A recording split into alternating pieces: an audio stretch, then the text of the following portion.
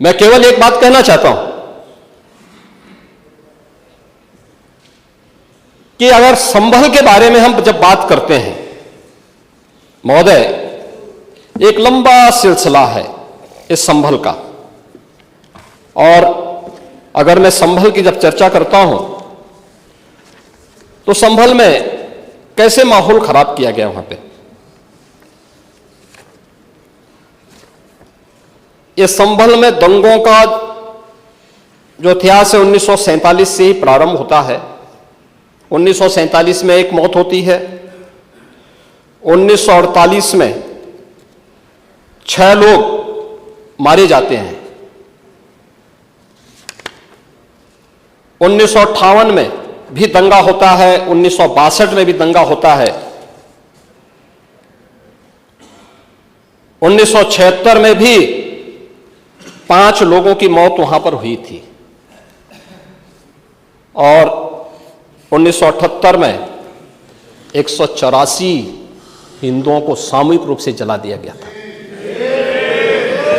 184 हिंदुओं को हत्या हुई थी, हिंदुओं की हत्या हुई थी और जलाया भी गया था, और 184 हिंदू मारे गए थे वहां। 184। मैं वही तो कह रहा हूं ना, आप उस सच को स्वीकार नहीं करेंगे, आप उस सच्चाई को स्वीकार नहीं करेंगे, और लगातार कई महीनों तक वहां कर्फ्यू था। 1980 में फिर दंगा हुआ था,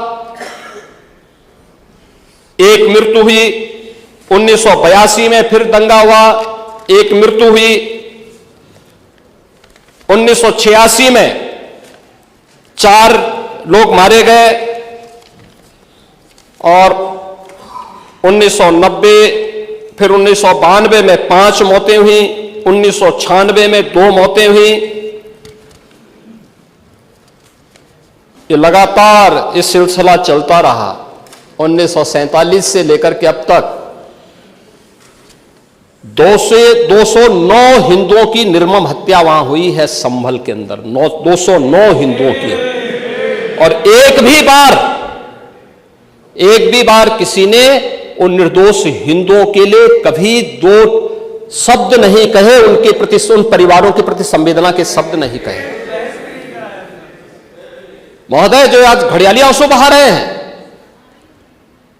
ये लोग कभी भी उन निर्दोष हिंदुओं के बारे में कभी 2 शब्द नहीं कहे। वहां पर 1978 में जो दंगा हुआ था महोदय, किस प्रकार की स्थिति थी। एक वैश्य जिसने सबको उधार दे रखा था पैसा, और इस बात को मानता था कि साहब मैं तो सबको पैसा देता हूं, मेरे यहां तो सब व्यवसाय के साथ जुड़े हुए हैं। अगल बगल के हिंदू दंगा होने के बाद उनके घर में इकट्ठे होते हैं। इकट्ठा होने के बाद उनको घेर लिया जाता है। घेरने के बाद वो बोलते हैं, भाई आप हमें क्यों घेर रहे हैं? कहा जाता है, नहीं, क्योंकि तुम इन हाथों से पैसा मांगोगे, इसलिए उनके हाथ काटे जाते हैं, फिर उनके पैर काटे जाते हैं, और फिर उनका गला रेंद करके हत्या होती है। ये लोग सौहार्द की बात करते हैं, शर्म नहीं आती इन लोगों को सौहार्द के बारे में चर्चा करने की। 1978 से जो मंदिर आज निकल रहा है, 1978 से इन लोगों ने कभी खोलने नहीं दिया उस मंदिर को, जो आज बजरंगबली का मंदिर निकल रहा है। जो वहां पर आज 22 कुएं किसने बंद किए थे, इन 22 कुओं को भी वहां पे बंद किया गया। और वहां का माहौल इतना तनावपूर्ण किसने बनाया था? ये पत्थरबाज कौन थे?